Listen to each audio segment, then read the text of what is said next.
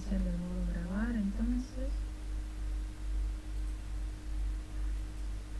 Profe, por las dudas, te comento. Yo me voy a ir un poquito antes ahora de la reunión, de la clase. No sé si me estás escuchando. Ahí no.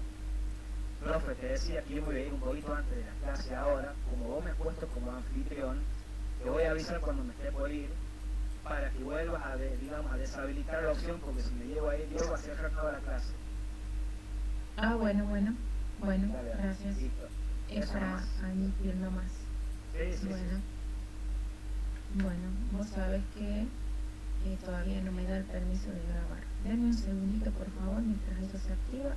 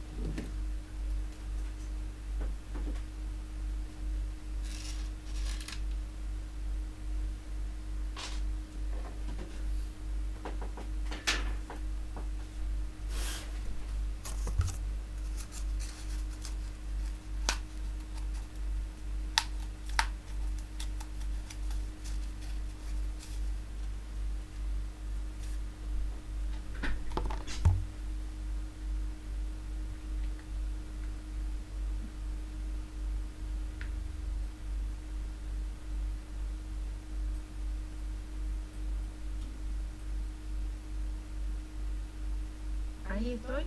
Entonces, estamos grabando. De nuevo, muy bienvenidos. Vamos a dar inicio al cursado de Economía 3. Les decía recién en el ingreso que estamos solicitando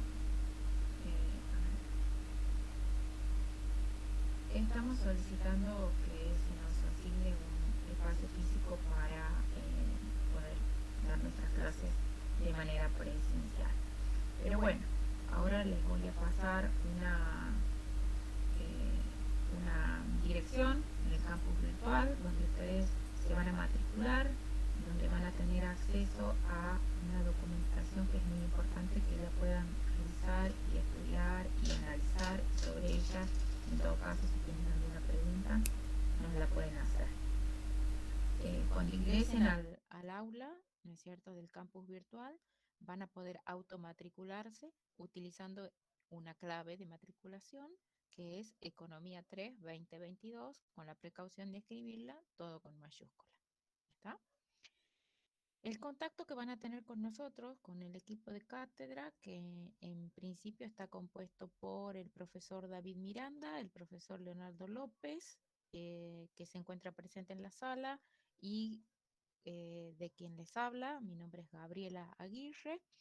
Nos van a poder contactar a través de la mensajería que hay directa dentro del aula en el campus virtual, y también a través de un correo electrónico que específicamente estamos manejando en esta cátedra.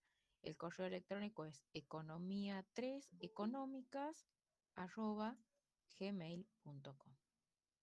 También podemos generar un contacto de WhatsApp y digamos, y en ese sentido vamos a contar con la presencia de el adscrito a nuestra cátedra, el contador Luis Caviglia. ¿Alguna pregunta o duda hasta acá? Voy a ver No, profe. si puedo compartir. Bueno, voy a ver si puedo irme al chat para dejarles el link de...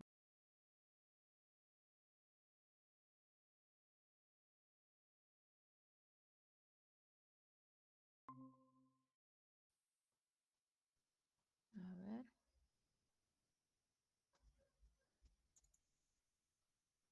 En el chat les voy a dejar ese link, que es el link de la cátedra. Estamos todos, ¿verdad? Me van viendo, me siguen, ¿cierto? Sí, profe. Bueno, muy bien.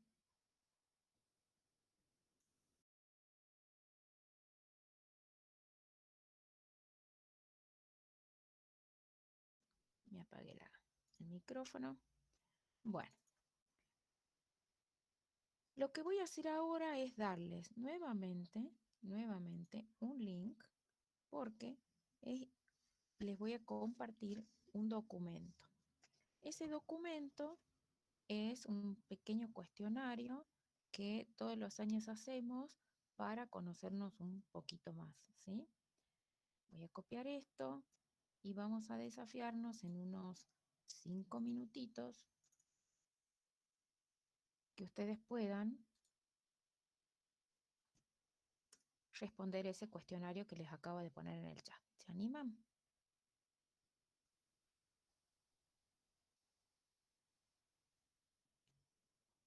Profe, aparece como que no acepta más respuestas. A ver, ¿lo habré cerrado? Qué raro.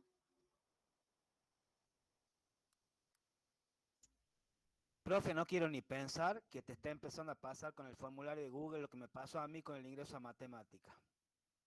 No quiero ni Profe, aparece pensar año 2. que requiera algún permiso, el formulario No que sé, che. hay que descifrar. Dame un Bueno, segundo, yo lo estoy abriendo el formulario. Claro, sí. fíjate si podés ahí en el formulario abierto, si vos lo tenés abierto, fíjate si vas a la parte que dice respuestas arriba, yo no lo tengo de esa forma, ¿no? Yo lo tengo como No, vos es me lo que no lo pasas. tengo abierto. Deberías abrirlo Sí. y ver si está activada la posibilidad de responder. Entrando a respuestas, hay un botoncito que dice si admiten respuesta y tiene que estar activado. Ahora, si eso está activado, ya no sé. No, bueno, entonces Lo déjame veas entonces bien. que siga, así no perdemos Está tiempo. bien, está bien. Después verlo Y bien. en todo caso, si Después por medio el de profe control Caviglia está Cabilia. por Sí. acá, Está. si no es, si el profe Caviglia luego me puede ayudar. Buenas a todos. No sé si se me escucha. Sí, Luis, se te escucha bien. Todo bien. Perfecto. Bueno, buenas tardes. Ahí me fijo, profe, a lo del formulario. Ya lo verifico y ya le estoy diciendo a ver si lo puedo arreglar.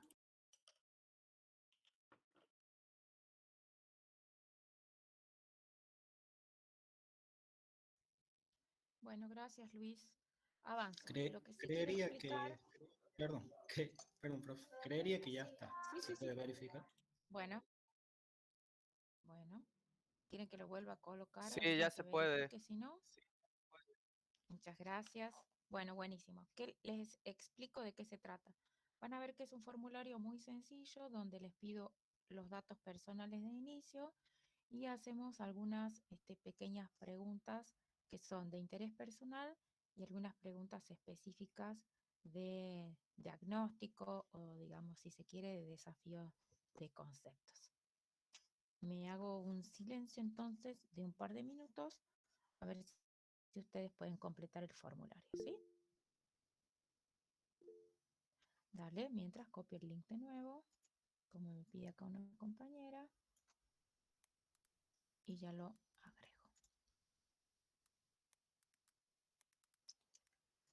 Ahí va. Ahí fue.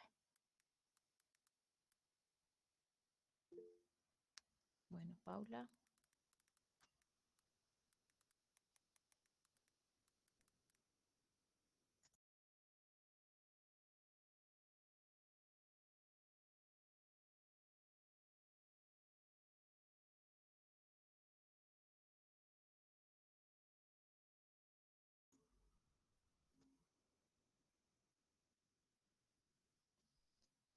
¿Cómo van?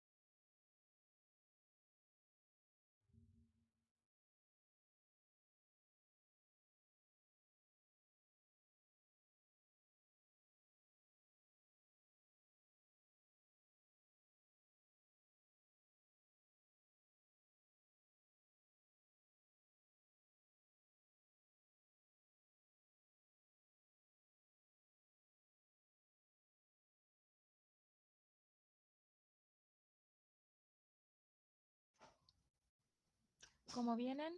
¿Ya estamos?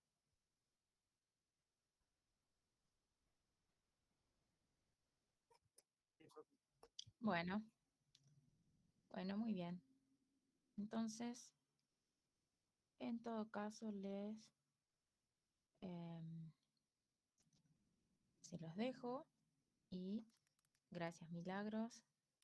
Lo terminan. Es muy importante que nos acerquen sus datos y que, bueno, no tiene nota el test, ¿sí? Es mucho más importante que por favor lo completen y lo manden, ¿sí? Lo vamos a usar simplemente como una especie de diagnóstico inicial, ¿m?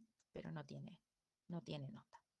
Bueno, si estamos entonces, sin más, lo que quiero comentarles así sucintamente es que estamos iniciando el día de hoy ya el dictado de la unidad número 1 prevista para el programa de esta materia en el que se dicta de manera cuatrimestral en este primer cuatrimestre.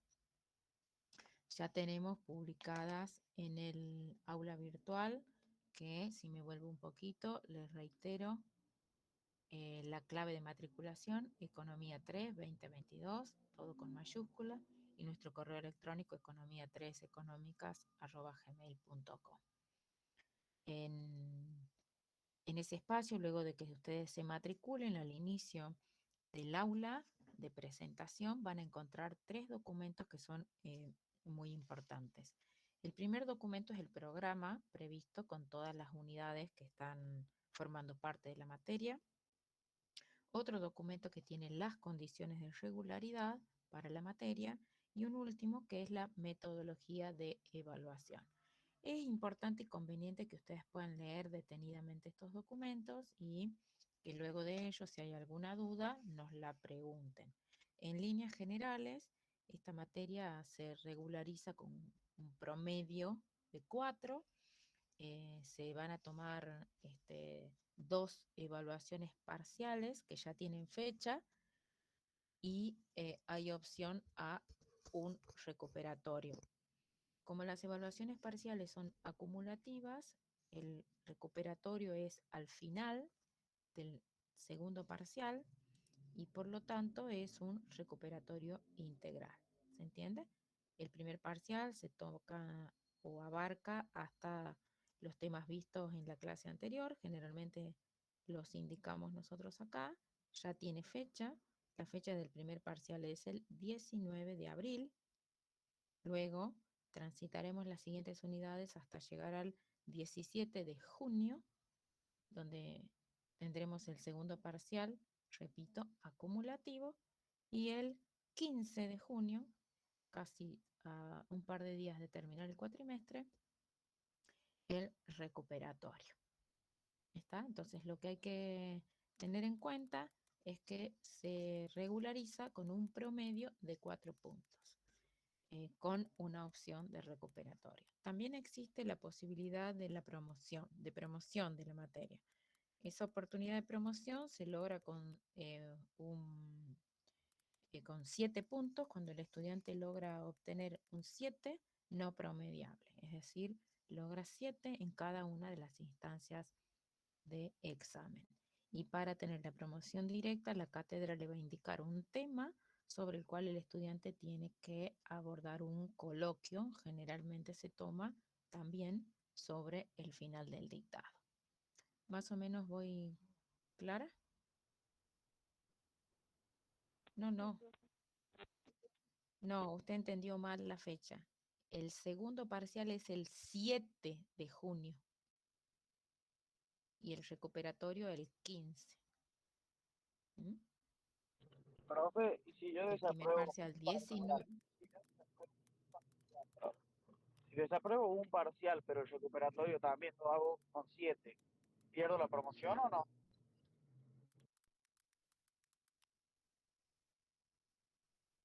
No, porque es sustitutivo. Voy a Perfecto. repetir la fecha de los parciales. Voy a repetir la fecha de los parciales, igual están en el campus, así que no se estresen con eso. 19 de abril es la primera fecha, 7 de junio la segunda fecha y 15 de junio el recuperatorio. ¿Sí?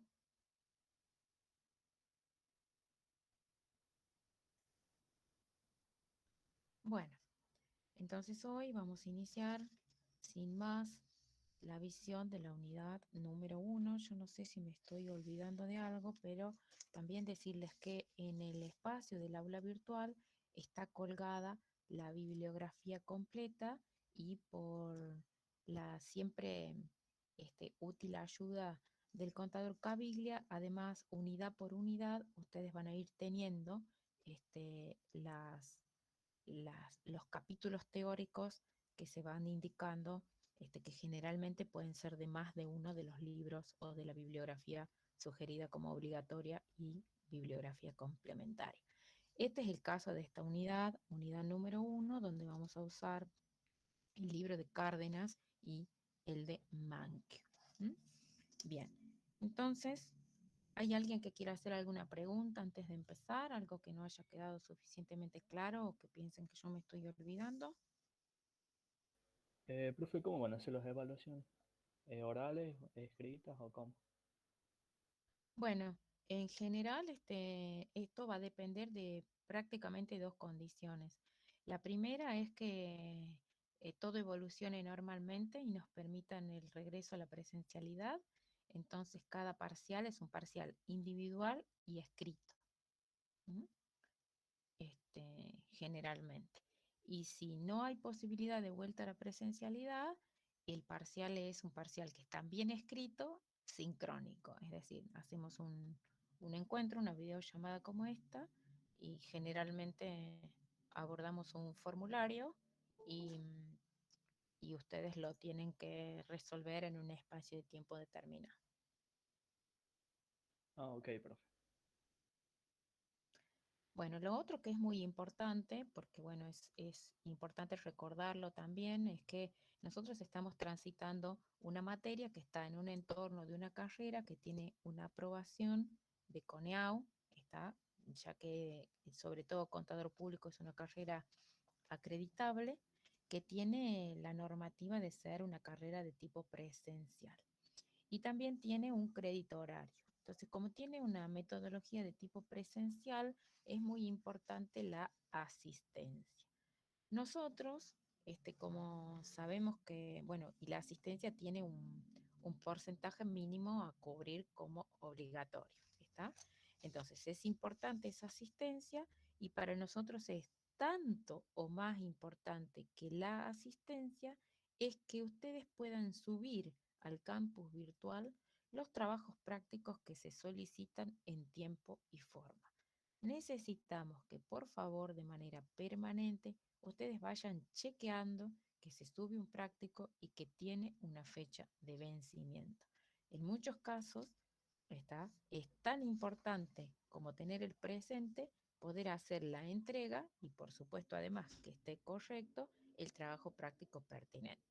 De modo tal que si el trabajo práctico vence el miércoles a las 23:59, es hasta ese minuto que ustedes tienen que entregar. Siempre les pedimos que no esperen el último minuto porque termina con el inconveniente de fallas de sistema de acceso de datos o de subida de archivos o alguna cuestión de un imponderable, es decir, cosas no previstas que les impidan llegar en tiempo y forma, ¿sí? Todas las entregas que son tardías, es decir, fuera de tiempo y forma, lamentablemente no las podemos tomar en cuenta, ¿sí? ¿Alguna duda con esto? Esto es para los trabajos prácticos. Igual tampoco se preocupen porque todas las veces que indicamos trabajos prácticos para entrega, siempre los anunciamos en clase y les damos en clase la fecha de vencimiento, ¿sí? De todos modos, en cada una de los documentos que están subidos al campus virtual, al aula dentro de nuestro campus virtual, ahí también tienen las fechas topes de entrega. ¿Estamos de acuerdo entonces? La asistencia es algo que se va a controlar, pero también se va a controlar o se va a controlar más específicamente como asistencia la entrega en tiempo y forma de los trabajos que la cátedra vaya solicitando, ¿sí? ¿Alguna pregunta hasta acá, chicos? No, profe. No, Eso quiere profe. decir o que está todo muy claro o que estamos todos asustados. No sé qué Ah, pensar. profe, todo claro, todo claro. Bien, gracias, Ezequiel. Bueno, entonces, si estamos a ambas, dice Andrea, que es un poco más sincera, ¿ves? Sí, bueno. Yo me voy a permitir decirles algo que Profe, te por ahí en la interrumpo un segundo. presencialidad. Te Sí, interrumpo sí, un sí, segundo. decime. Es casi más una cuestión Sí. mía, pero que les puede servir a los chicos. ¿Este link es generado por vos o Bueno, por la UNLAR? no, este link lo generé desde mi usuario oficial de la Genial, universidad, genial. porque así me lo pidió la Secretaría Académica y es el link que vamos a usar todos los días de clase. Aunque Tal vi cual. que el link dice lunes, es una mala mía, digamos, Está bien, porque es está el bien. mismo link para los 3 días de clase de la semana. No, Eso sí porque es importante, estaba ¿sí? viendo y ahora, bueno, caigo en el tema de que aparentemente los correos institucionales aceptan más de 100. ¿Te acuerdas que antes estábamos en la duda? 100 participantes, los correos institucionales propios. Sí, Sí, sí, sí, está bien. profe. Genial. Listo, listo, Ujú. listo. No te interrumpo más, profe, dale. No, no hay problema. Bueno, entonces, también queda claro que mientras no haya aviso de presencialidad, nos vamos a seguir encontrando virtualmente, esto es lunes, martes y miércoles, de 18 a 20 en el mismo link. Estamos de acuerdo también, ¿cierto? De todos modos, acá vamos a apelar también a que el contador Caviglia nos va ayudando y nos va orientando también con este tema. Bueno. Vamos entonces a adentrarnos en la unidad 1 para intentar aprovechar esta tarde. Ustedes tienen en pantalla un gráfico que contiene un, un esquema, un esquema de espacios que son hitos o que son instancias de, de digamos, unos óvalos y unos recuadros que contienen diferentes alternativas o sectores y instituciones o instituciones que intervienen en una economía más o menos simple o más o menos compleja como la queramos mirar, y dentro de ellas se describen, ¿no es cierto?, flujos. Están las flechas, indican la corriente de flujos entre entre esos distintos sectores o instituciones. ¿Alguien tiene presente, fresco, qué tipo de esquema es el que estamos viendo en pantalla? ¿Cómo se llama? ¿Alguien lo recuerda? Me parece que se ve en ECO 1. Este gráfico se llama flujo circular de la renta, ¿sí? Y lo que hace es indicarnos cómo el flujo circular, Andrea, claro, sí, muy bien, es como los agentes de la economía, en este caso están los agentes representados en los óvalos, es decir, este flujo es un flujo sencillo que contiene a las familias, al sector público y a las empresas. Cómo las familias venden o ceden a las empresas o al sector público, ¿qué cosa? Los factores de la producción, son dueños de los factores de la producción. ¿Recuerdan cuáles son los factores de la producción? ¿Mm? ¿Cuáles son los factores de la producción? Nómbrenme un factor de la producción. Trabajo, No te Trabajo, oí, profe. perdón. trabajo. El trabajo, muy bien, un factor de la producción es el trabajo, otro factor de la producción, el capital, Claro. ¿cierto? Bien, Andrea, La Maxi, tecnología. perfecto. Entonces, la Tecnología. tecnología, la tierra, muy bien. Las familias entonces venden o ceden los factores de la producción a las empresas y por supuesto que los toman y las empresas pagan por ellos, ¿no es cierto?, las retribuciones a esos factores de la producción, que en el caso del trabajo, la retribución del factor trabajo se llama salario, ¿está? Y en el caso de la retribución a los factores o a los bienes de capital, serán alquileres, intereses o dividendos en el caso de las participaciones societarias en empresas. Lo importante acá es que cuando concurren estos agentes a la venta y la compra de los bienes o de los factores de la producción o de los servicios, estas compras y ventas se realizan en una institución que tiene el nombre de mercado. En el caso que estamos describiendo ahora, será el mercado de los factores de la producción, ¿sí? Como ven en el recuadro. Fíjense que dentro del mercado de los factores podemos encontrar también al sector público, porque el sector público también está, las familias también le venden sus servicios al sector público. De hecho, por ejemplo, el servicio de enseñanza o el servicio de salud, ¿sí?, son ventas que en este caso estamos haciendo al sector público, del cual recibimos el pago, ¿no es cierto?, que es nuestro salario docente en el caso de los docentes universitarios. Y así, también en el caso de los bienes y servicios, las familias gastan comprando en el mercado de bienes y servicios los bienes que necesitan para consumir, y estos ofician de ingresos a las empresas, que son quienes son las encargadas de producir los bienes y servicios. En el mercado de bienes, entonces, las familias o los agentes privados actúan como demanda y las empresas como oferta de los factores. Entre ellos, entonces, se genera un flujo de bienes y servicios que salen de las empresas e ingresan a las familias, y un flujo de gastos. ¿Está? En general, esta descripción del flujo circular nos lleva al concepto de producto, de producción, de renta. Nosotros en ECO 1 hemos dicho del tamaño del Producto Bruto Interno, de PBI o de la renta.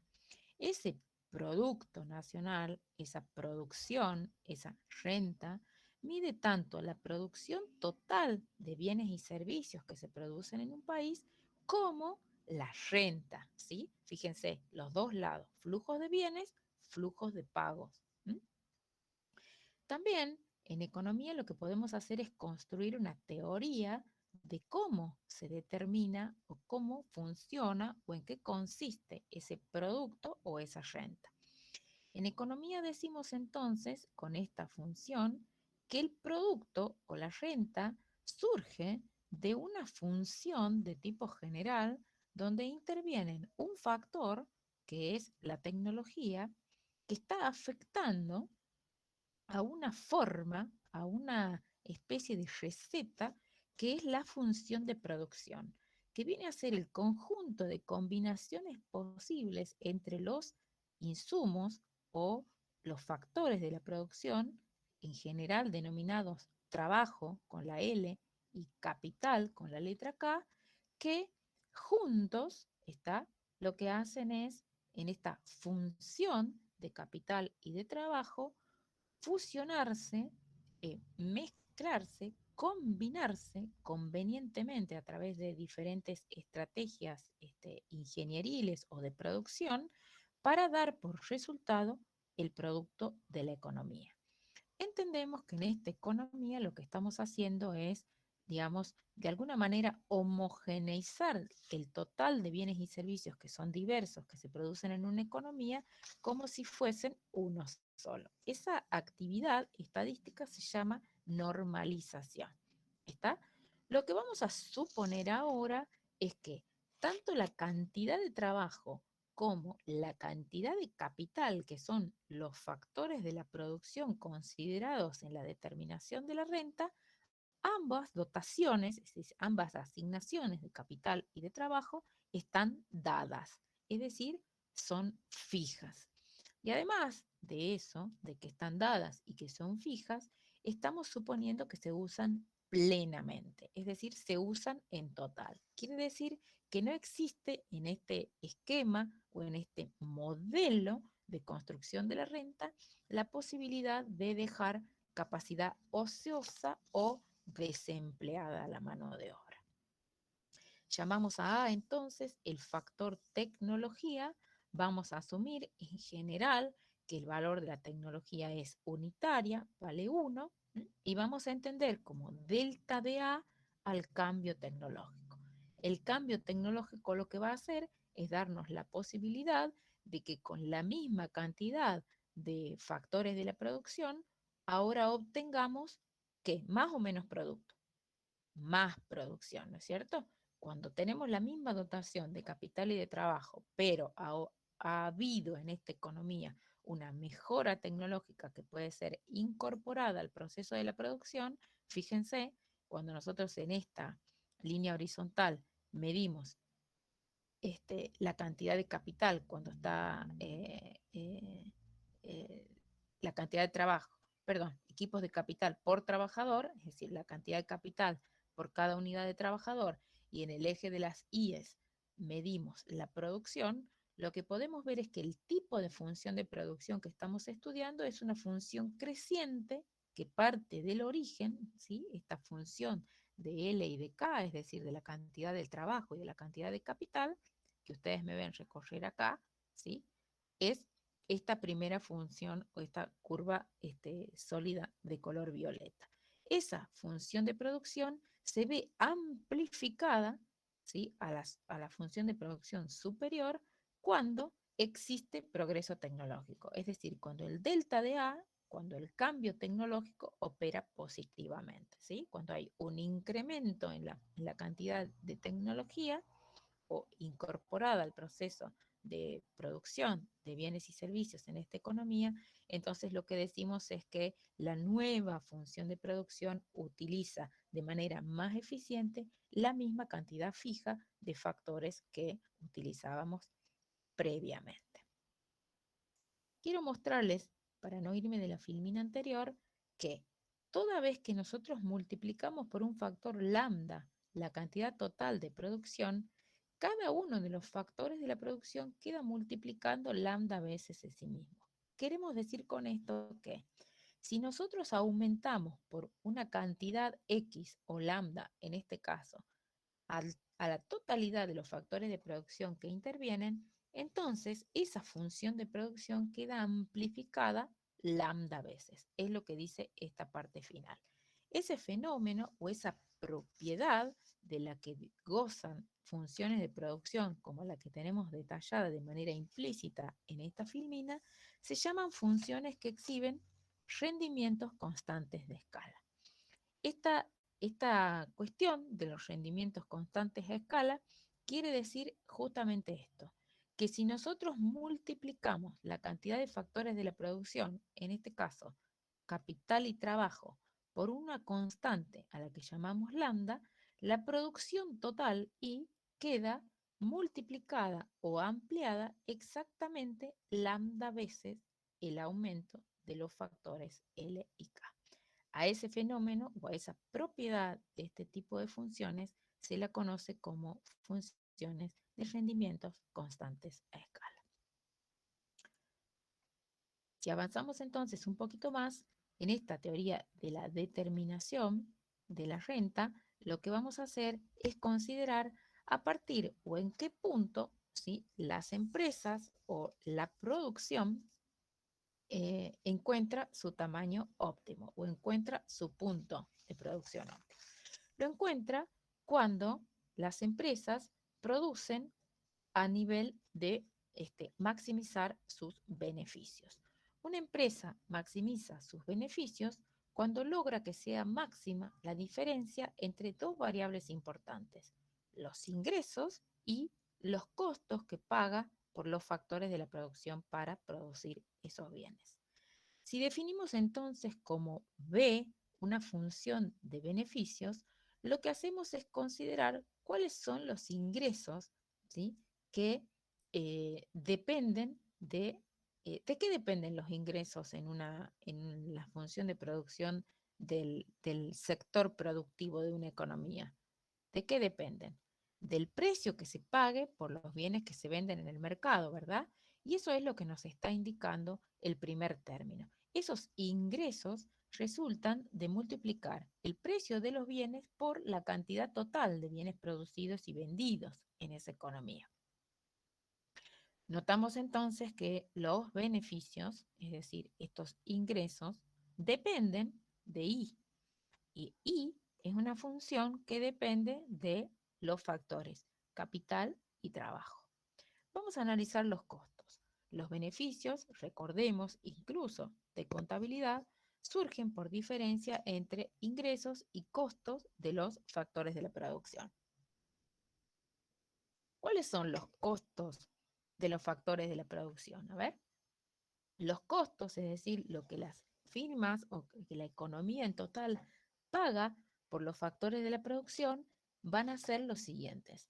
La cantidad total de trabajo que emplee la economía será retribuida en función de los salarios. ¿Está? Entonces, W está representando a los salarios de la economía y L a la cantidad de trabajo empleada en esta economía.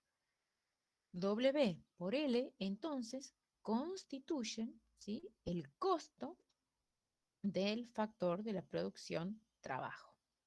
Lo que también tenemos que considerar es el segundo costo de producción, que es el costo de los bienes de capital. La cantidad de capital utilizada en esta economía multiplicada por su precio, es decir, la renta o la rentabilidad del capital. Esa es denotada por la letra R. Entonces, lo que podemos notar es que la función de beneficios por completo, que es esta que tenemos en esta línea, tanto en el primer término P por F de K y L, como en los segundos términos, que son los costos, son en todos los casos una función o dependen de los insumos de la producción o de los factores de la producción, capital y trabajo. Podríamos decir en general que el beneficio es una función, eso es lo que hay en la tercera línea, que depende del nivel de precios de la economía, de la cantidad de capital de la economía, de la cantidad de trabajo que tiene esta economía, que recordemos son factores fijos, ¿está? Y también depende de las retribuciones o pagos a esos factores de la producción. En el caso del trabajo, el pago al trabajo es el salario, y en el caso del capital, el pago al capital es la rentabilidad de ese capital. Si suponemos entonces que las empresas de esta economía se encuentran en un entorno de competencia, ¿m?, y de competencia perfecta, podemos suponer también que los precios de los bienes y de los factores de la producción son precios dados, es decir, que ninguno de los agentes que está tomando intervención en estos mercados es lo suficientemente grande como para influir en sí mismo en el nivel de precios de ese mercado. O lo que es lo mismo, son empresas competitivas tomadoras de precios porque estamos en un escenario de competencia perfecta. Por eso podemos decir que los precios de los bienes y de los factores son precios dados. Por lo tanto, cuando nosotros vamos a determinar cuánto va a demandar nuestra sociedad o nuestra economía por factor trabajo, lo que estamos pensando es en qué punto esta economía va a maximizar sus beneficios y en qué punto va a maximizar los beneficios. ¿Se acuerdan con matemática cuando buscamos el máximo de una función? Me voy a volver un segundo a la gráfica de la filmina anterior. Ustedes ven esta función de producción, ¿no es cierto? Ustedes se imaginan que matemáticamente lo que estamos haciendo es buscando el punto de máximo de esta función para obtener como ¿Dónde está el resultado de tangente, la eso, curva, ¿qué profe? cosa? Claro, ¿por ¿Dónde qué está donde tangente hay la curva? tangencia? Claro, porque ¿qué significa para nosotros en economía que hay tangencia, como dice el compañero? Para nosotros en economía que hay tangencia significa que lo que estamos haciendo es maximizando una función, ¿está? Entonces, como bien dice Ana, una situación de maximización o de encuentro de máximo y de tangencia en términos geométricos la encontramos cuando la primera derivada de la función que estamos intentando maximizar es igual a 0. ¿Está?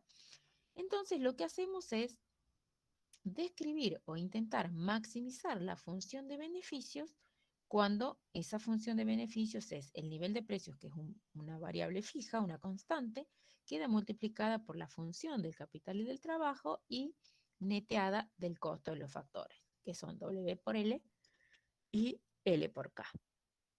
Lo que hacemos entonces es derivar una vez respecto del trabajo, en este caso, fíjense que esta es una función de cuántas variables, a ver. Fíjense, tenemos acá arriba, voy a volver por un momento a la función de beneficios. La función de beneficios tiene un primer término que son los ingresos y un segundo y un tercer término que son los costos de los factores, que son los que van restando, ¿cierto? Si nosotros empezamos a contar las variables, yo quiero que ustedes me ayuden a contarlas, a ver, y eso está detallado en esta línea de abajo. ¿Cuántas variables hay ahí? Renta, salarios, trabajo, capital, nivel de precios y beneficios. ¿Cuántas variables son? Son 6 Seis, profe. variables. Una, muy bien. Esas variables, algunas se clasificarán en variables exógenas y otras en variables endógenas. ¿Recuerdan cuándo una variable se define como variable exógena? ¿Alguien me podría nombrar una variable exógena? Yo nombré varias recién, pero alguno de ustedes, de estas que están acá, anunciadas en esta función de beneficio, ¿cuál es una variable exógena? Yo se los digo, el nivel de precios, porque el nivel de precios está dado, está en esta economía. Otra variable exógena, que es, cuando vamos a identificar la demanda por el factor trabajo, es la cantidad de capital, ¿está? Porque nosotros lo que hacemos es maximizar una variable, en este caso la función de beneficios, que va a ser la variable endógena o la variable resultante, moviendo una sola de las variables intervinientes. Cuando buscamos la demanda del factor trabajo, ¿cuál es la variable que hacemos funcionar o variar, valga la redundancia? Si busco la demanda por factor trabajo, ¿cuál es la variable que va a cambiar en este caso? ¿Mm? El trabajo, ¿sí? Cuando voy buscando la demanda por el factor trabajo, la variable que entra en juego es el trabajo. Por lo tanto, maximizar los beneficios va a depender de maximizar el nivel de precios y esta función, es decir, los beneficios, cuando el capital está constante y varía solo el trabajo. Nosotros hacemos esa primera derivada, fíjense que acá lo que vamos a hacer es lo que se conoce en matemática como la función derivada parcial respecto de L cuando el capital está fijo. Cuando hacemos una derivada o cuando vamos a calcular una función derivada parcial, lo que hacemos es dejar fija la variable, ¿sí? que permanece constante, en este caso el capital, y por lo tanto la derivada de R por K, ¿cuánto va a ser? Si es una constante. ¿Cuánto vale la derivada de una constante? ¿Recuerdan? Cero. La derivada de una constante vale 0. Excelente, Nazareno ya. Entonces, maximizar la función de beneficios va a significar dejar a P como está, porque P es una constante, y derivar respecto del trabajo, que es lo que está cambiando, y obtenemos cómo se llama la derivada parcial respecto del trabajo cuando el capital está constante. Fíjense, acá lo tenemos en amarillo. La primera derivada de la función de producción respecto del trabajo cuando el capital está fijo se llama producto marginal del trabajo, cuando permanece fijo el capital. ¿Qué es el producto o productividad marginal del trabajo? Son los incrementos adicionales de producción que se alcanzan cuando hay un aumento de una unidad adicional del factor que está cambiando, en este caso el trabajo, mientras se mantiene constante la cantidad del otro factor. en este caso, el capital. Entonces, la derivada del primer término, ¿sí?, es la constante precio por la derivada de la variable función de la producción en términos de capital y de trabajo. Cuando el capital está fijo y varía solo el trabajo, se va a llamar producto o producción o productividad marginal del trabajo. Mientras que cuando vamos a derivar el segundo término, vamos a encontrar una constante, que es el salario, W, por L elevado a la 1. La derivada de L elevado a la 1, ¿cuánto da? Es como la derivada de X a la 1. Una derivada de una polinomial.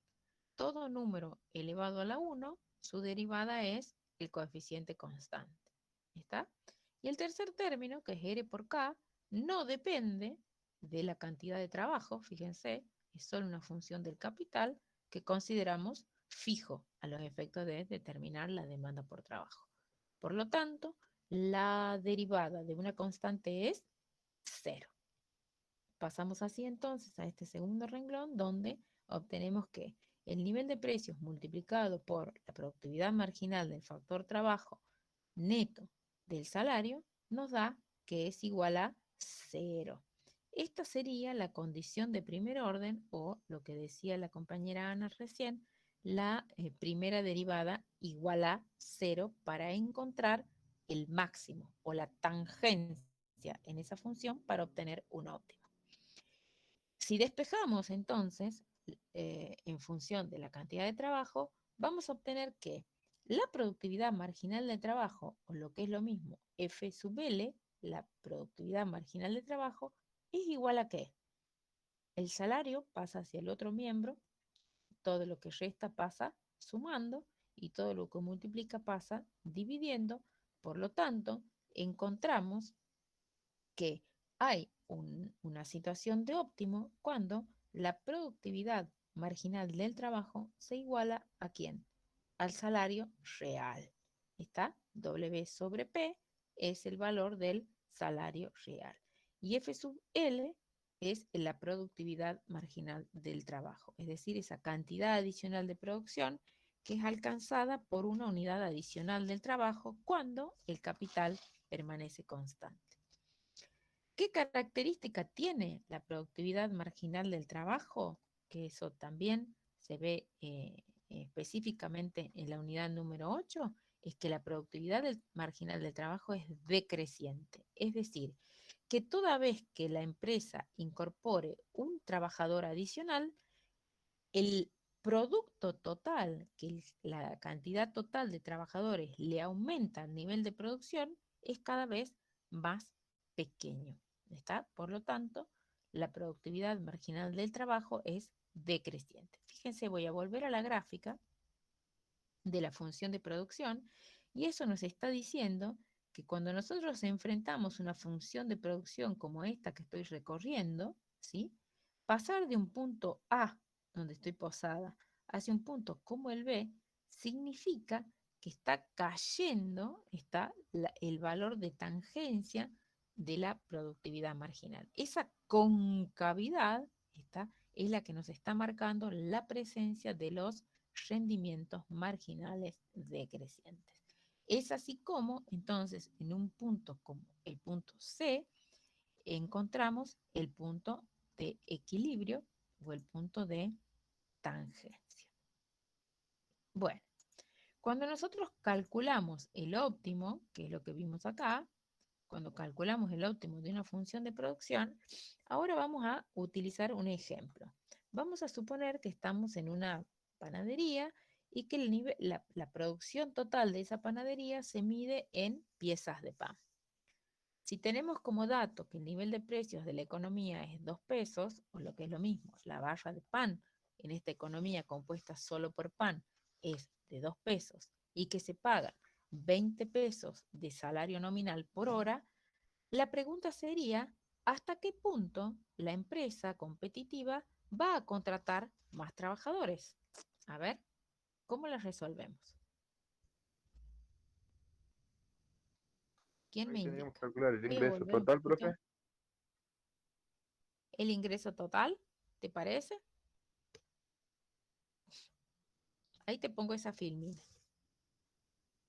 Y decime, ¿cómo podrías saber, como dice la pregunta, hasta qué punto la empresa competitiva va a contratar más trabajadores? ¿Cómo haríamos para saber eso? La empresa, ¿qué va a buscar? Maximizar sus Maximizar sus beneficios, beneficios. ¿verdad? Bien, como la empresa es competitiva y busca, ¿qué es lo que tenemos acá?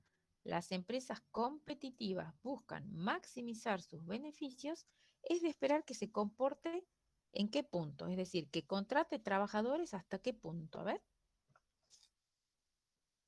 Hasta el punto óptimo, profe. La producción Ah, que la producción marginal sea igual al salario.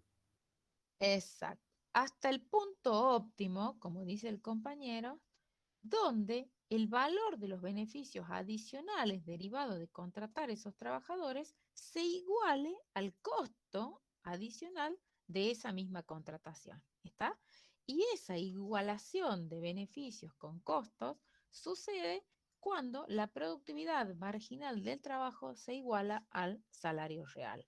Entonces, ¿cuál sería la respuesta de este ejercicio? ¿Hasta qué punto va a contratar la empresa competitiva más trabajadores? ¿Mm? La empresa competitiva va a contratar trabajadores hasta el punto en el que la productividad marginal sea igual al salario real, ¿verdad? Entonces, el salario real es los 20 pesos, a ver, ¿dónde tengo el dato? Perdone, los 20 pesos por hora que tiene un trabajador relativo a el nivel de precios o el valor de la onza, de la barra de pan, ¿está? Que es 2. Entonces, el salario real es igual a 20 en 2, que es 10. ¿Mm? Entonces, cuando el producto marginal del trabajo digamos, sea menor a 10 barras de pan por hora, entonces ya deja de ser rentable contratar más trabajadores. Dicho de otra manera, la empresa panadería contratará trabajadores hasta que el valor de la productividad marginal de trabajo se iguale al salario, o que la productividad marginal se iguale al salario real. ¿Lo entendimos? Por lo tanto, si el producto marginal es menor a eso, entonces deja de ser rentable y por tanto, ¿qué hace? Deja de contratar trabajadores. De hecho, si se excede, lo que hace es despedir trabajadores o devolverlos al mercado. ¿Está bien? Vamos a analizar ahora qué sucede con la demanda del otro factor, del factor capital. Bueno, va a suceder más o menos lo mismo. La empresa competitiva, de nuevo, va a buscar maximizar su beneficio, es decir, hacer máxima la diferencia entre los ingresos y los costos, dándose que los ingresos están medidos por la cantidad, por el precio que obtiene de la venta de los bienes, multiplicado por la función de producción neta de los costos del salario, es decir, W por L, y de los costos del factor capital, es decir, la rentabilidad multiplicada por la cantidad total de capital efectivamente utilizada. Como también decía la compañera Ana, la maximización de esta función de beneficios se da cuando la primera derivada de la función completa, es decir, se cumplen las condiciones de primer orden, y la derivada de la función b, que es una función de muchas variables, se iguala a 0. Eso ocurre cuando los precios que están fijos multiplicados por la productividad marginal del capital neta de la renta se igualan a 0. Esto es cuando la rentabilidad o los costos, los beneficios y costos adicionales a cada nivel de capital se comparan con el valor de los beneficios adicionales y costos adicionales. El producto marginal de capital, que es esa cantidad adicional de producción que se alcanza cuando se aumenta una unidad adicional de capital, manteniendo fija la cantidad de trabajo, es de características decrecientes. Es decir, si volvemos a la gráfica, lo que vamos viendo es que cada vez que aumente la cantidad de trabajo, la cantidad de, si aumento la cantidad de trabajo, la cantidad de capital disponible es cada vez menor. Y al revés, si lo que aumento es la cantidad de capital, cada cantidad movible es sensiblemente más pequeña. ¿Se entiende? Vamos a pensar entonces de qué manera se distribuye la renta nacional entre las empresas y los hogares. Si volvemos al esquema original del flujo circular, vamos a ver cómo el ingreso total que se genera se distribuye entre los sectores de la producción, ¿verdad? Esa es un poco la pregunta que nos hacemos en esta macroeconomía. Vimos la demanda de trabajo y la demanda del factor capital. Entonces, ¿cómo se asigna o cómo se distribuye esa renta nacional de las empresas a los hogares? Las empresas deciden cuánto factor de la producción, en este caso trabajo y capital, van a contratar o van a usar, ¿sí? Entonces, lo que vamos a ver es cómo el sistema de mercado es el que contribuye como mecanismo de asignación para otorgar la renta total de la economía. Lo que hacemos acá como supuesto es que todas las empresas son de tipo competitiva y que todas persiguen maximizar los beneficios. Por lo tanto, cuando las empresas son todas competitivas y persiguen ellas, todas y cada una, maximizar los beneficios, lo que hacemos es encontrarnos con estas condiciones, que la productividad marginal del trabajo multiplicada por la cantidad total de trabajo va a ser igual a ¿qué cosa? Al salario real. ¿Mm? Esto me va a dar el pago total al insumo trabajo. De la misma manera, la productividad marginal del capital multiplicada por la cantidad de capital que se usa en la economía me va a dar el rendimiento total real, está pagado a los dueños del capital.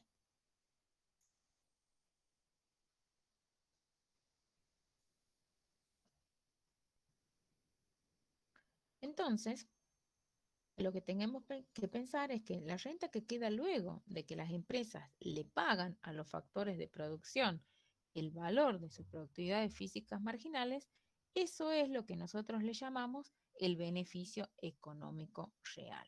Y vamos a definir a la función beneficio como el valor de la producción total neta de lo que se paga a los factores de la producción. Esto es lo mismo que leer cómo se va a distribuir el producto, ¿no? Para determinar el beneficio.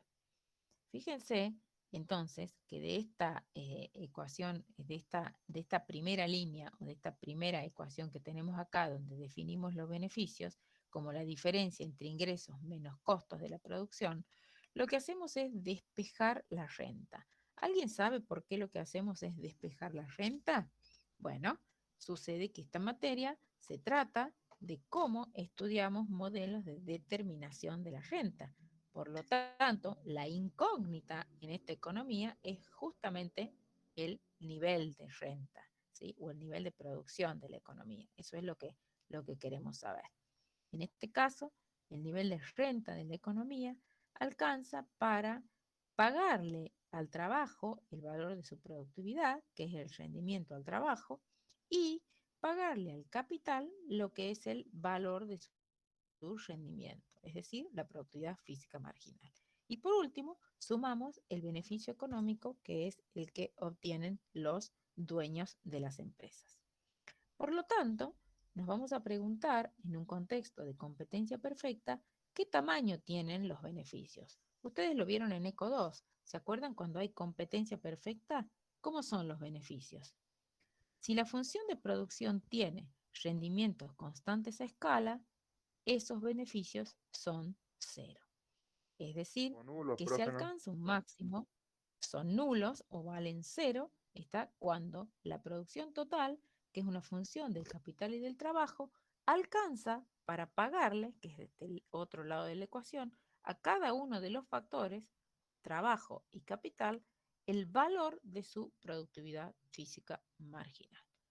Dicho de otra manera, cuando hay rendimientos constantes de escala, esto es lo que se conoce como el teorema de Euler, cada factor de la producción recibe en pago o en compensación el valor total de su productividad física marginal. Y cuando recibe ese pago, lo que hace es agotar el producto. ¿Está? Porque el producto alcanza exactamente para pagarles a los factores de la producción. En otras palabras, los rendimientos constantes a escala, el hecho de que existe un proceso de maximización de beneficios y un entorno de competencia perfecta, lo que tenemos es que cuando esto sucede conjuntamente, el beneficio es cero. La distribución de la renta entonces, de la renta nacional a las familias o a los hogares, está dada porque cada uno de los factores de la producción, es decir, los dueños del trabajo y los dueños del capital, reciben en pago el valor de su productividad física marginal, ¿sí? Y esas son las cantidades que se pagan a los factores. Y cuando se pagan a los factores, ya no resta nada del producto. O es lo mismo que decir, el producto se liquida. Fíjense, cuando nosotros tenemos la función de producción total, esta misma que graficábamos hace un momento, dependiendo del trabajo, cuando el capital está constante, fíjense que es una función cóncava hacia abajo.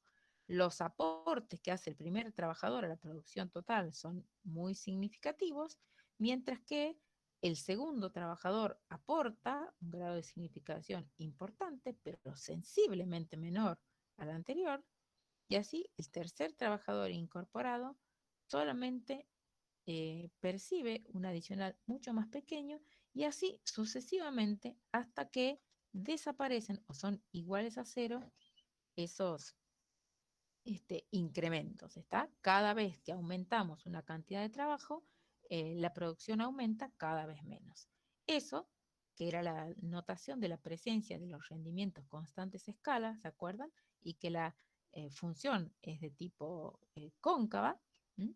Nos permite obtener, ¿sí?, ese mismo producto marginal, que son las rectas tangentes. Fíjense, si ustedes van tomando la tangente en cada punto, las tangentes son decrecientes, como lo mostraba el dibujo, que es lo que hemos rellenado, está en la gráfica del esquema a la derecha. Cuando graficamos la productividad marginal por unidad de trabajo, lo que hacemos es que, dado el salario real, W sobre L, la empresa contratará trabajadores hasta un punto donde la productividad física marginal se iguale al salario real. Por lo tanto, la productividad física marginal del trabajo es de tipo decreciente. Y cuando se fija el nivel de salario de la economía, entonces ese mercado está equilibrado. La productividad física marginal es decreciente. Disminuye toda vez que va aumentando la cantidad de trabajo y describe siempre la demanda de la empresa. ¿Vamos bien hasta acá? Esto es como un repaso de la ECO 2, ¿cierto? Bien. Vamos entonces a adentrarnos todavía más en el esquema del modelo clásico. Un modelo, como el modelo clásico, tiene un conjunto de supuestos. En este caso los hemos enumerado y el primer supuesto es que en el entorno del modelo clásico hay un esquema de mercados altamente competitivos. Esta cantidad de mercados altamente competitivos dice que esa competencia casi de tipo perfecta se da tanto en los mercados de bienes como en los mercados de factores. Nos dice también que los mercados tienden al equilibrio, es decir, que son mercados limpios. Nos dice también que se cumple lo que conocemos como la ley de Say, un economista que nos dice que la oferta crea su propia demanda y por aplicación de la ley de Say sabremos que se igualan el ahorro con la inversión. Sabemos también, como supuesto, que los agentes económicos actúan con un interés claramente, un interés genuino de maximizar, maximizar sus beneficios o minimizar sus pérdidas. Son como dos caras de la misma moneda, lo que en economía se conoce como el problema dual, y el hecho de que no hay ilusión monetaria, es decir, no se consideran las variaciones nominales para la toma de decisiones. Los agentes conocen el comportamiento de las variables reales y basan sus decisiones en observar estas variables reales. Y por último, agregando el esquema monetario a este análisis de modelo clásico, vamos a suponer que la velocidad de circulación del dinero es una constante. Y una constante llamada B corta, ¿sí? Que es la velocidad de circulación del dinero, que es igual a ¿qué cosa? A ver, ¿qué es P por I sobre M? ¿Alguien sabe? Es el producto total nominal de la economía relativo a la, o como una proporción de la demanda agregada, ¿no es cierto? De la cantidad de dinero de la economía. Esto implica entonces que existe una oferta agregada de tipo vertical que está parada exactamente en el nivel de pleno empleo de la producción y de los y que se encuentra a su vez en los valores de la tasa natural. Cuando analizamos la teoría cuantitativa del dinero, el dinero sabemos que, ¿qué es el dinero? ¿Es un bien el dinero o un desbien? ¿Se acuerdan cuando el profesor Efraín les preguntaba qué es un bien o cómo se define un bien? ¿Y el dinero es un bien? Sí, el dinero es un bien, porque se utiliza para las transacciones como medio de pago, se utiliza como unidad de cuenta, se puede utilizar como depósito de valor también, ¿está?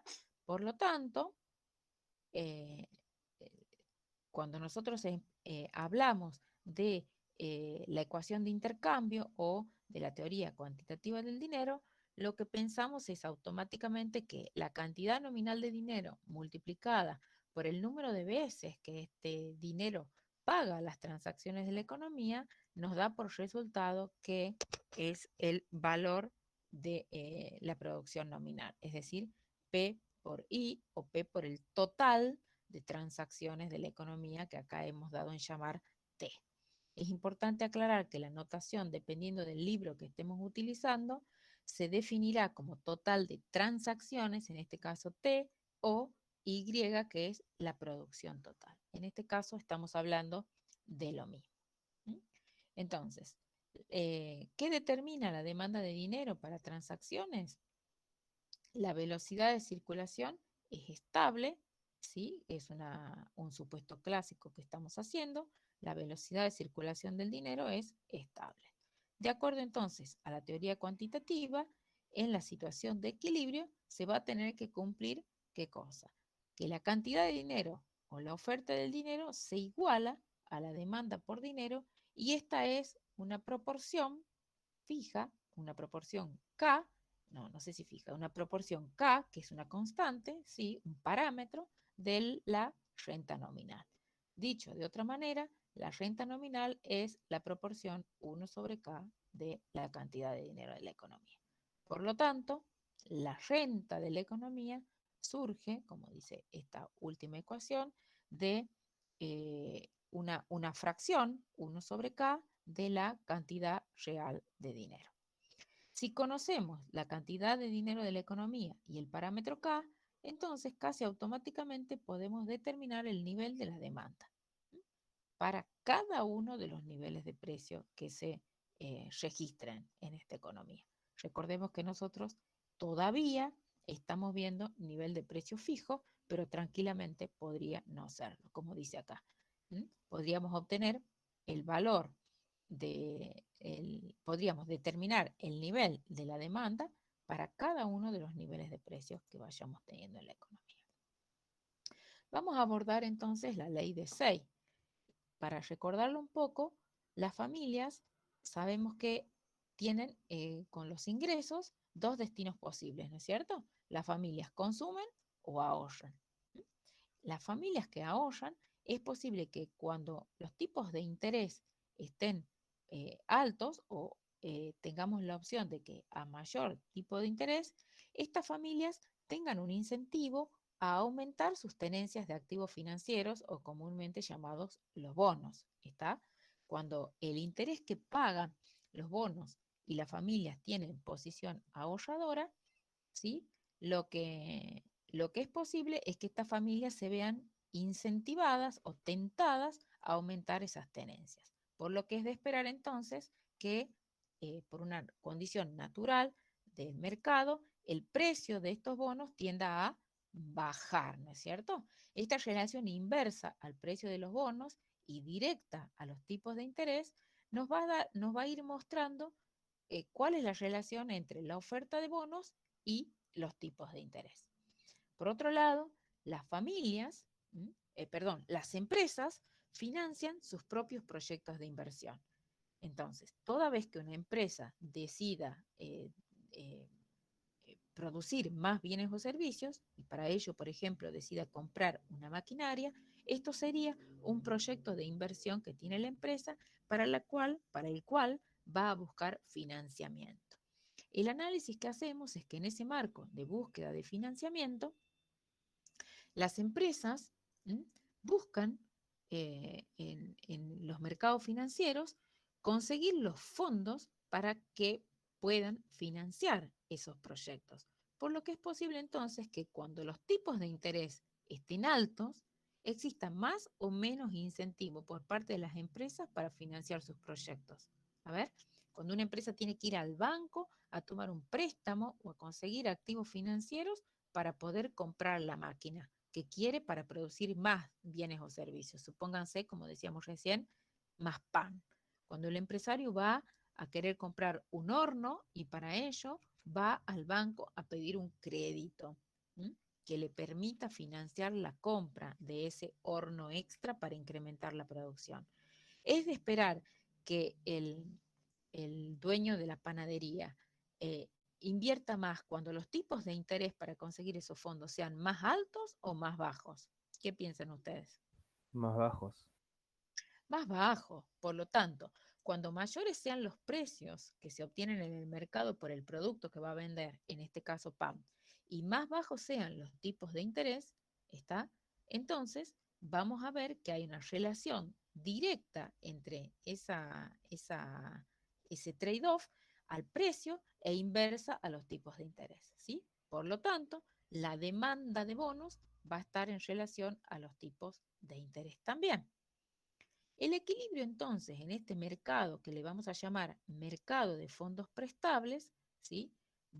Por otras transacciones entre esos activos financieros o bonos, es lo que nos va a terminar determinando los tipos de interés de la economía. ¿Qué quiero decir esto? En el mercado de los fondos prestables se determinarán los tipos de interés por la acción de la oferta y la demanda en ese mercado de fondos prestables. Y la inversión de las empresas, es decir, si esta empresa va a comprar o no más maquinaria, va a estar en una relación inversa con los tipos de interés, como decía recién el compañero. Cuando el endeudamiento para ir a comprar una empresa, es decir, cuando vayamos a tomar un crédito y los intereses de esos créditos sean cada vez más altos, las empresas disminuirán sus incentivos para invertir. Eso es lo que estamos diciendo. Por lo tanto, existe una relación inversa o negativa, si la quieren en otros términos, entre la función de inversión, que es un deseo de invertir que tienen las empresas, con los tipos de interés. ¿Se entiende?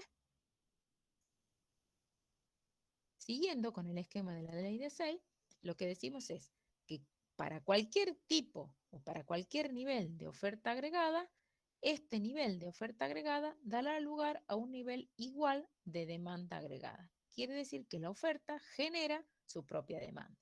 La tasa de interés lo que hace es cumplir con el rol de asegurar que para cada uno de esos niveles de ingreso, los deseos o los planes de oferta y de demanda del mercado sean iguales. Esto es lo mismo que pensar que nuestro gráfico, ¿sí?, de oferta, fíjense, me voy a volver un poquito, que nuestro gráfico de oferta surja una recta desde el origen a 45 grados, está, que sea la que nos permita identificar la situación de equilibrio. ¿Está? Esa recta de 45 grados será el conjunto de puntos donde la oferta se iguale a la demanda. Y por otro lado, lo que nos permite entender también la ley de Say es que la tasa de interés está siempre ligada al costado real de la economía, es decir, a la inversión de proyectos productivos en términos de búsqueda de financiamiento para atender esos proyectos de incremento de producción. Entonces, en este esquema de modelo clásico, lo que hacemos es visualizar un mundo donde, como decía recién, la oferta crea su propia demanda a través del mecanismo de la tasa de interés o de cualquier política coordinada que aumente la cantidad de puestos de trabajo por parte de los empresarios. Esa política hará crecer la demanda de la misma forma que lo hace el producto. Por lo tanto, en el modelo clásico, lo que podemos observar que como la oferta crea su propia demanda, no hay ningún obstáculo para encontrar el pleno empleo de los factores de la producción. Es decir, no hay desempleo. ¿Existe pleno empleo en el mercado de bienes? Bueno, miremos el mercado de trabajo. Si las firmas operan con sus beneficios tales que hacen la diferencia en términos de bienes entre la producción total y los costos de producción, podemos ver que cuando el capital está dado, la función de beneficios viene dada por esta tercera línea que tenemos acá. Los beneficios van a ser los ingresos netos de los costos, ¿sí? Donde W es el salario real de la economía y L la cantidad total de trabajadores de esta economía, lo que también se conoce como nivel de empleo. El nivel de producción o la producción y ya sabemos que es una función de que depende de quién. Yo lo voy a reemplazar acá porque en el libro está como N, pero es lo mismo. Acá lo voy a poner de vuelta. L es igual a N. En uno de los libros donde ustedes tienen para revisar esto, está L como cantidad de trabajadores y en otro caso está como la población total empleada o población económicamente activa empleada, que es N. ¿Está? Entonces, recordando que al estar en el corto plazo, la cantidad de capital permanece constante y esta está denotada como K sub 0, la función de producción entonces es solo una función que depende de la cantidad de trabajo utilizada. Maximizar los beneficios netos de costos, ¿sí? Maximizar los ingresos netos de costos, es decir, maximizar los beneficios, nos dará por resultado que la empresa maximizará los beneficios en un punto donde el costo marginal de producción se iguale con el ingreso marginal. Eso sucede en el mismo punto donde el valor de la producción física marginal del trabajo se iguala con el salario real. ¿Estamos? Entonces, sí existe pleno empleo en el mercado de bienes y ese pleno empleo sucede cuando se iguala el ingreso marginal al costo marginal, es decir, cuando el valor de la productividad física marginal se iguala al salario real.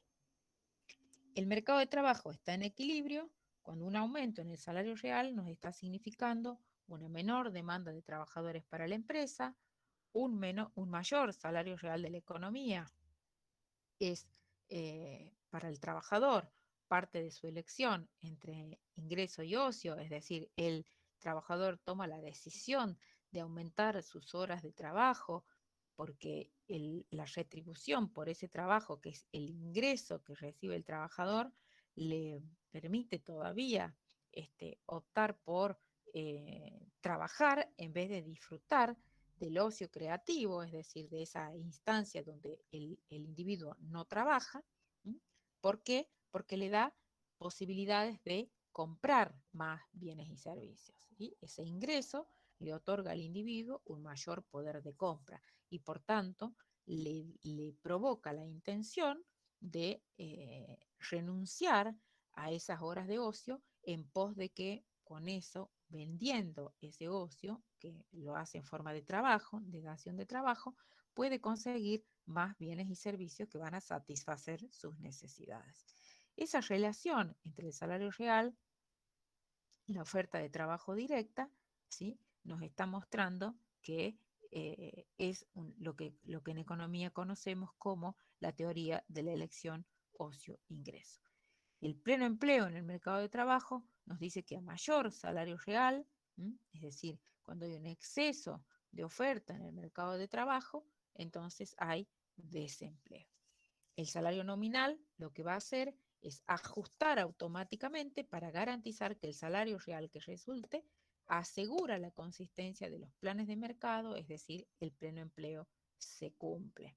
Lo que estamos diciendo es que hay un ajuste automático, un mecanismo de ajuste automático, de vaciamiento del mercado y por tanto ese ajuste viene por la vía del salario real, que será el que aumenta o el que disminuya para provocar ese ajuste. Por tanto, lo que vamos a tener es, como consecuencia de esa determinación automática de los salarios, una oferta agregada, es decir, la oferta total de bienes de la economía del caso clásico. Esa curva de oferta clásica será una curva completamente inelástica, es decir, tendremos un nivel de producción para el cual se ajusten automáticamente precios y salarios, ¿sí?, y donde el salario es el que ajustará automáticamente ante, como una reacción, a cualquier variación que suceda en el nivel de precios, que es lo que vemos acá, ¿cierto? Por tanto, el salario real se mantendrá en el nivel apropiado para asegurar que el mercado de trabajo esté en equilibrio de manera permanente. Por eso la curva de oferta agregada clásica es completamente vertical. Vamos a hablar ahora de la teoría cuantitativa y el esquema de neutralidad del dinero. Que el dinero sea neutral significa, en términos económicos, que no provoca efectos reales, es decir, que no altera el tamaño de la renta. Fíjense, si parto de la teoría cuantitativa del dinero, que me dice que la cantidad de dinero de la economía, M, multiplicada por B, que es la velocidad de circulación, que es la cantidad de veces que el dinero paga transacciones en la economía, es igual al nivel de precios por la renta nominal, donde la renta o producto fijo es I, y B es para nosotros la velocidad de circulación del dinero, que la suponemos constante. Existe siempre, si estas dos cosas se cumplen, ¿no es cierto? Si el producto está fijo, es decir, estamos en el corto plazo y la velocidad de circulación es constante, hay una relación proporcional entre las dos variables que quedan. Es decir, ¿cuáles quedan? Si esta variable es constante o fija y la renta es fija, entonces hay una relación 1 a 1 de proporcionalidad entre la cantidad de dinero y el nivel de precios de la economía.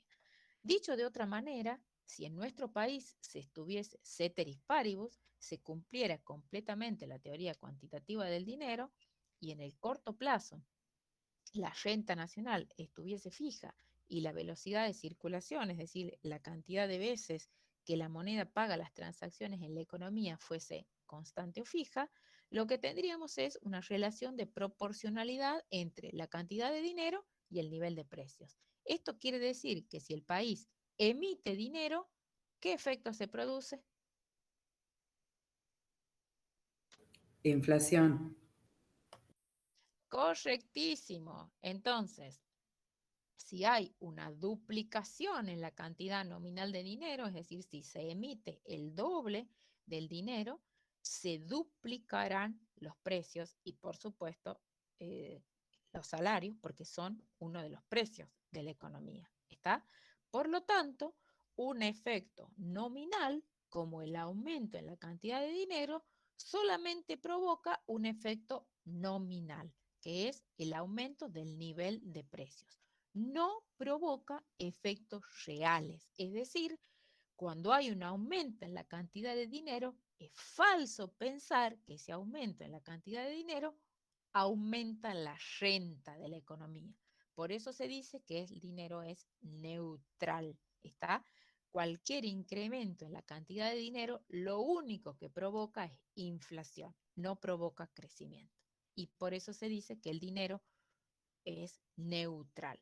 Esos cambios o esas alteraciones nominales en la cantidad de dinero en este caso no provocan efectos reales, es decir, no significa que la economía vaya a crecer. ¿Está claro? Bien, volvamos entonces a retomar cómo se determina la demanda de bienes y servicios en nuestra economía. Si retomamos el recorrido del diagrama de flujo circular de la renta, vemos que la producción se utiliza ¿para qué? ¿La producción para qué se usa? O el producto total de la economía se puede consumir, se puede invertir, lo puede utilizar el Estado para hacer sus compras, o se puede, ¿qué más? El producto de la economía. Se puede vender al exterior, ¿está? O también lo que podemos hacer es importar productos, es decir, comprar productos del interior, del resto del mundo para consumirlos en nuestra economía doméstica. Esa identidad de la contabilidad nacional o ecuación macroeconómica fundamental es lo que encontramos en esta ecuación que estoy pintando y resaltando en este momento, ¿sí? La renta real o el producto de la economía, ¿m?, es la suma, ¿sí? O se utiliza en consumo, en inversión, en gastos del gobierno y en el que genera el saldo de las exportaciones netas. ¿Se acuerdan de eso? Eco 1. Bueno, acá por una cuestión de simplicidad, lo que vamos a hacer, y solamente por un ratito, es suponer que la economía está cerrada. ¿Qué quiere decir que la economía está cerrada?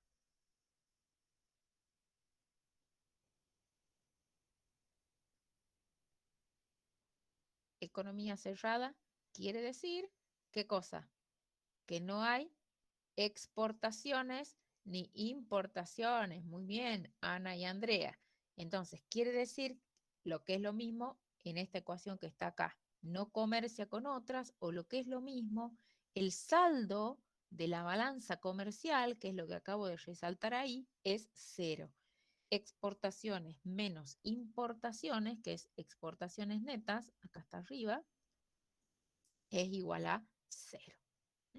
Entonces, vamos a ver, perdón, me fui ahí, cómo se produce la asignación de la producción o de este PBI entre esos tres fines, ¿no? Consumo, inversión y gastos del gobierno cuando la economía está cerrada. Ese es el objetivo de esta parte. Para poder saber cómo se distribuye la renta entre el consumo, inversión y gastos del gobierno, vamos a hacer un supuesto sobre cómo se comporta el consumo. Y vamos a decir que el consumo es una función que depende de cuán rica sea la gente que consume, ¿cierto? Entonces, es una función que depende del ingreso o de la renta. ¿Y de cuál ingreso o de cuál renta? El consumo depende del ingreso disponible. Y el ingreso o renta disponible es el ingreso que queda, ¿sí?, para consumo luego de que se han pagado los impuestos, ¿sí? Y esa es la ecuación que tenemos acá arriba, ¿sí? El ingreso disponible es el que resulta o el que queda disponible para gastar cuando se han pagado los impuestos. La propensión marginal a consumir es cuánto cambia el consumo cuando hay una variación de 1 en la cantidad de esa renta disponible. Si la ponemos en términos de gráfico y en el eje de ordenadas ponemos la renta disponible y en el eje de abscisas dibujamos el consumo, lo que podemos hacer es suponer que esa función de consumo que estamos graficando, que no es otra que esta función de consumo que tenemos acá, es una línea recta, ¿m?, para la cual Esta altura nos está indicando que aun cuando nuestros ingresos, renta disponible sea cero, consumimos algo, eso se llamará consumo autónomo, ¿está? Y que tiene una forma creciente respecto de nuestra renta disponible. Es decir, que cuanto más ricos somos, tendemos a consumir cada vez más. Esa sería la gráfica y la explicación de esta función consumo.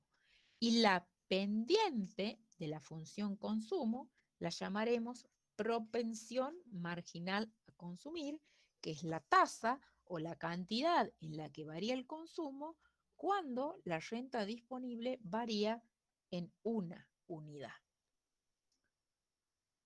Pasamos ahora a analizar la inversión. ¿Qué es la inversión? Cuando hablamos en economía de inversión, hablamos del proceso por el cual las empresas incorporan bienes para producir más bienes y servicios.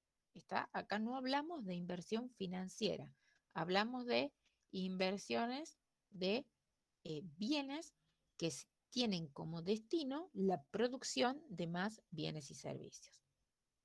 Entonces, las empresas van a comprar o van a demandar bienes de inversión para aumentar el stock de capital que naturalmente se va deteriorando o que se va degradando. También las familias compran bienes de capital, por ejemplo, las viviendas, ¿sí? Eso también es considerado inversión. Y esa cantidad demandada que tienen las empresas y las familias de bienes de inversión es una función que depende de los tipos de interés. ¿Se acuerdan por qué dependía de los tipos de interés?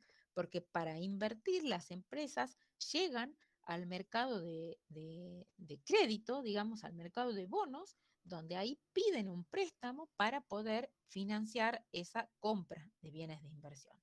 Por lo tanto, la referencia que tienen para decidir cuánto van a invertir son los tipos de interés. Si los tipos de interés están altos, ¿sí? Es de esperar, o si los tipos de interés suben, es de esperar que disminuya el número de proyectos de inversión que la empresa o las familias consideren rentables. Y por lo tanto, la cantidad de bienes demandada de bienes de inversión va a disminuir. Es por eso que decimos que la función de inversión, que no es otra cosa que el gasto agregado en bienes de inversión, tiene una relación negativa o inversa con el tipo de interés real. ¿Se entiende? Porque es la respuesta que da la cantidad o el deseo de invertir por parte de las empresas a los tipos de interés, es decir, a cómo funciona el endeudamiento en el mercado de crédito para poder financiar esos proyectos de inversión en stock de capital. Entonces, fíjense, y por último analizamos al sector gobierno o las compras del Estado.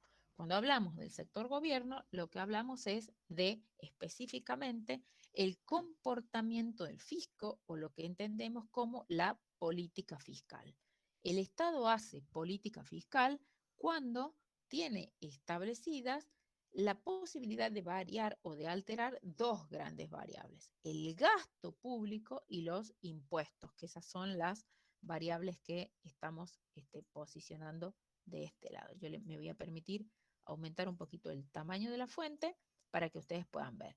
Hablamos de política fiscal tanto cuando hablamos de gastos, fíjense, el supuesto acá dice que la política fiscal, es decir, la política de gasto, es exógena. ¿Alguien recuerda qué quiere decir que la política de gasto es exógena?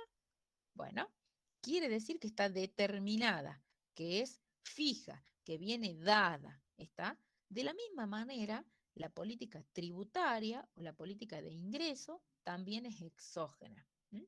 Y en este caso, fíjense, la política tributaria o la cantidad de impuestos de la economía viene dada por eh, eh, una función lineal de los impuestos. Fíjense que los impuestos que la función de impuestos del Estado, ¿sí? Va a dar una función, una cantidad fija de impuestos, por ejemplo, tantos pesos, sin importar cuánto se tiene de renta, ese sería el primer término, impuestos fijos, ¿sí? Otra función que tiene que ver con impuestos variables, es decir, la tasa impositiva dependiendo de la renta, ejemplo, el impuesto a las ganancias, ¿está? Y por último, la recaudación iría neta de las transferencias, ¿está? Las transferencias, ¿qué son las transferencias? ¿Alguien se acuerda del profe Efraín Molina cuando habla de las transferencias?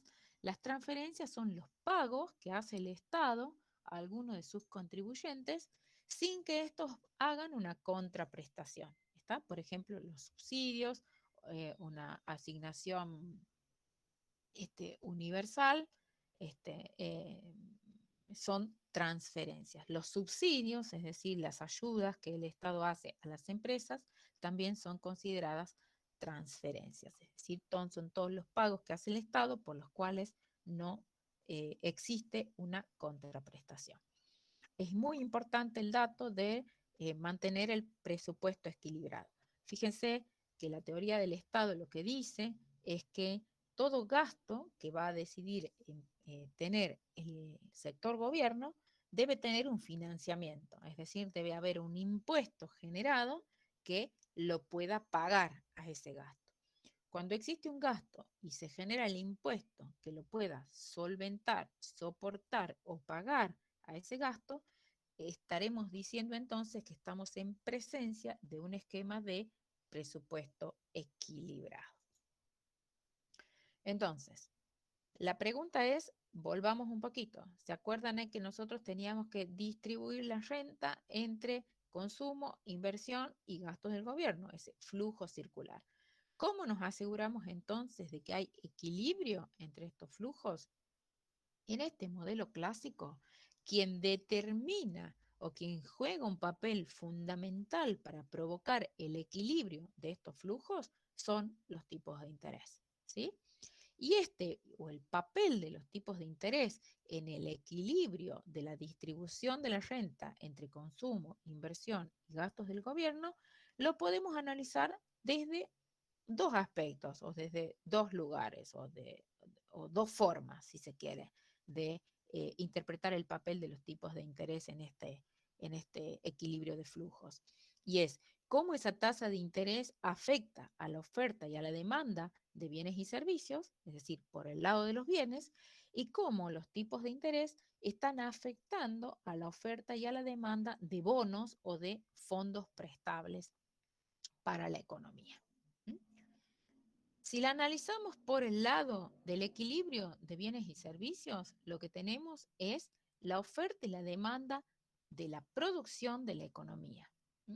Y tenemos la ecuación macroeconómica fundamental, donde la producción total o el producto de la economía es la suma del consumo, la inversión, los gastos del gobierno.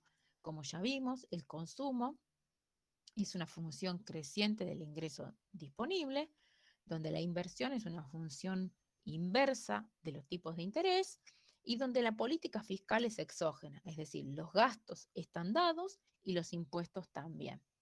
Por lo tanto, la oferta de bienes y servicios de la economía, es decir, cómo se produce el equilibrio entre el flujo de bienes y servicios, se logrará cuando la producción total, es decir, la oferta clásica de bienes y servicios, que es I sub 0, nos da que se distribuye entre el consumo, que depende del ingreso disponible, que también es un dato, es exógeno, porque ya tenemos el nivel de producción, tenemos los impuestos que son exógenos, por lo tanto el consumo también va a estar determinado, el gasto del gobierno es un dato, por lo tanto está determinado, de modo que la oferta de bienes y servicios se determina exclusivamente por el impacto que la tasa de interés tiene sobre la inversión. Lo que quiero decir es que en esta última ecuación, donde sustituimos esta primera que la pinto de celeste por los valores que hemos determinado, nos da esta función que tiene como única variante o como única opción de variable que no está determinada, eso queremos decir, es la inversión que depende de la tasa de interés, es decir, el efecto en la tasa de interés.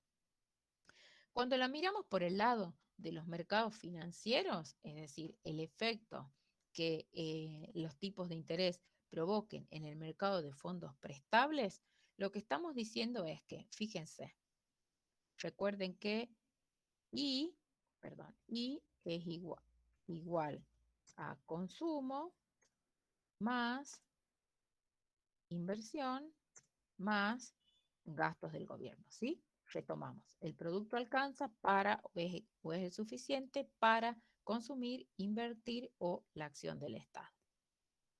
Si restamos para el otro lado el consumo y los gastos, nos queda del lado derecho la inversión. Este lado izquierdo que hemos restado es el que queda luego de que quedan satisfechas las demandas de los consumidores y del Estado. Cuando del ingreso nacional satisfacemos la demanda del consumo de los agentes privados y del Estado, a eso lo denominamos ahorro nacional. Y fíjense que en una economía cerrada, el ahorro nacional no es otra cosa que igual a la inversión. ¿Está? Aun cuando lo podamos distinguir entre ahorro público y ahorro privado. Fíjense que este ahorro total de la economía no es otra cosa que lo que tenemos ahí arriba, el ingreso disponible, está neto del consumo, que sería el ahorro privado, más el ahorro público, que es la diferencia o el valor del superávit o del déficit público. En este caso, esta ecuación está puesta en términos de superávit. Lo que podemos decir es que el ahorro privado más el ahorro público, es decir, el ahorro total de la economía, es igual a la inversión. De nuevo, ahí vemos cómo los tipos de interés juegan en el equilibrio de los mercados financieros. Recuerden que la inversión depende de los tipos de interés. Por lo tanto, los flujos de entrada en los mercados financieros, es decir, el ahorro privado y el ahorro público, y los flujos de salida en los mercados financieros, es decir, la inversión, deben equilibrarse para que esta economía entre en situación de equilibrio. Esto quiere decir que como el gasto y los impuestos se fijan por fuera, es decir, exógenamente, lo fija el Estado en lo que se determina o se da a llamar como política fiscal, ¿sí? El producto, la oferta clásica, queda fija por los factores de la producción y la función de la producción, por lo tanto, lo único que queda dependiendo de la renta, lo único que queda como cuestión que nos permitirá alcanzar el equilibrio es esta situación de ahorro que es igual a la inversión. Y la inversión, como les decía recién, depende de la tasa de interés. En este esquema, fíjense, el ahorro es fijo, ¿sí? Y la inversión deseada como una función que tiene pendientes negativas o una relación inversa respecto de los tipos de interés, alcanzarán equilibrio y por lo tanto entre ambas se determinará, que es lo que vemos acá de manera horizontal, el tipo de interés de equilibrio. Ese es el papel que juegan los tipos de interés por el lado de los fondos prestables. El tipo de interés es el que se ajusta para equilibrar o para igualar el ahorro con la inversión deseada de la economía. Esta inversión deseada, que por supuesto es una función de demanda, porque es el deseo que tienen las empresas de invertir o de incrementar su stock de capital, que recordemos va en relación inversa con la posibilidad que tiene de conseguir fondos prestables. De este modo, vamos a analizar entonces el efecto que tiene la política fiscal. ¿Qué pasa si en una situación de equilibrio ahora suponemos que hay un aumento del gasto público, digamos en delta de G? Entonces, fíjense, nosotros tenemos una situación de equilibrio, de ahorro, en este nivel de ahorro, dada la oferta clásica y dada la política fiscal, tenemos un nivel de ahorro dado por el nivel S de barra que está equilibrado con la inversión. Si en esa situación ocurre algo, el gobierno aumenta el gasto público, ¿sí? Es lo que estamos diciendo, va a haber un efecto inmediato por el lado de la demanda de bienes y servicios. Aumenta el nivel de gasto. La producción está fija. Por lo tanto, si aumentó el gasto, algún otro de los factores de la producción va a tener que disminuir para compensar ese incremento de la demanda. Ese componente de la demanda, en este caso, el gasto que ha aumentado. La renta disponible ya sabemos que no varía porque fija. El consumo, dado que la renta disponible no varía, tampoco varía. Por lo tanto, cuando hay un aumento del gasto, lo único que lo va a contrarrestar es una disminución equivalente en la inversión. Por lo tanto, vamos de nuevo. Cuando hay un Estado que gasta o que decide aumentar su gasto y pretende con ello mostrarnos que va a haber un aumento en la producción, es decir, vamos a provocar crecimiento, en el caso clásico, lo que nos está diciendo es que el único efecto que provoca un aumento del gasto público es una reducción equivalente en la inversión. Para que disminuya la inversión, ¿qué tiene que suceder con la tasa de interés? ¿Tiene una relación directa o inversa? Tiene una relación inversa. Por lo tanto, para que disminuya la inversión, gracias Bruno, la tasa de interés tiene que subir. Y ese incremento del gasto va a ocasionar una suba en los tipos de interés y una reducción de la inversión. ¿Se dan cuenta? En este gráfico, donde estábamos parados en la función de ahorro S sub 0, ¿sí? Ahora sucede que el ahorro cae hacia S sub 1 y por tanto los tipos de interés incrementan.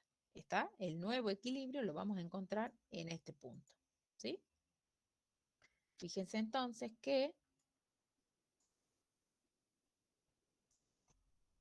la influencia del incremento de las compras del Estado, de este aumento de gasto en el mercado de los fondos prestables, es como ese aumento del gasto no generamos un impuesto que lo pague, ¿está? Se provoca un desequilibrio. ¿Quién está pagando ese aumento de gasto? ¿Mm? Ese gasto adicional lo que hace es que el Estado se endeude, ¿está? Para poderlo financiar.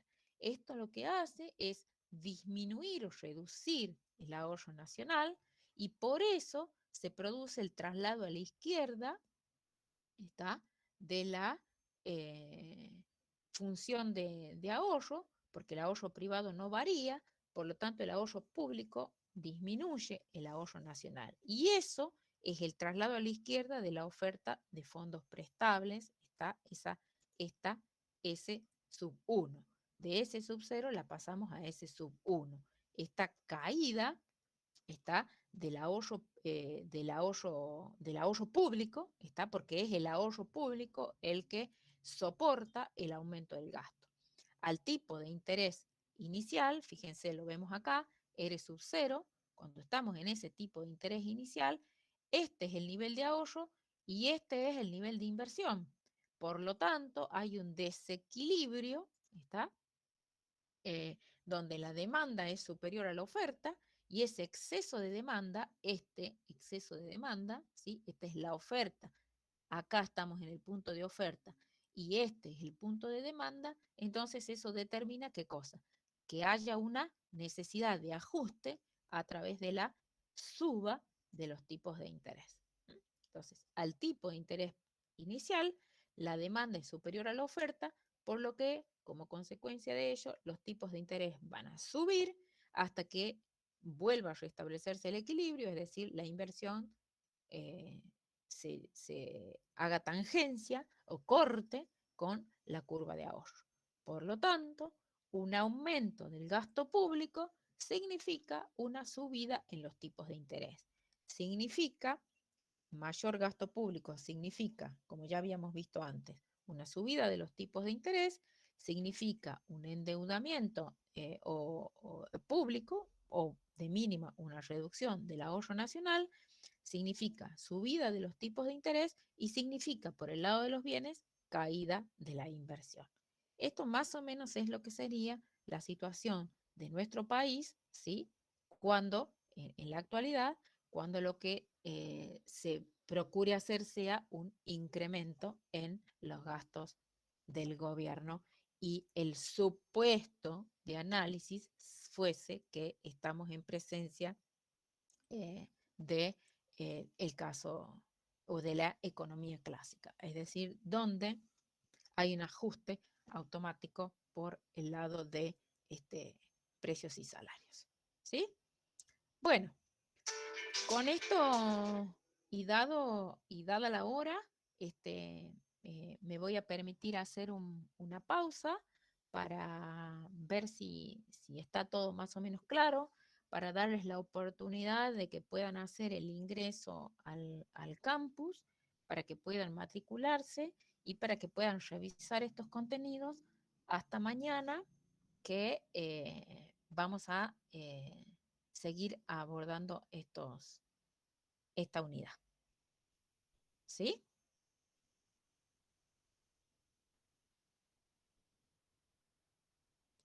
Tengo un aviso más para hacerles y es que, por favor, no se olviden de completar el formulario que les pasé.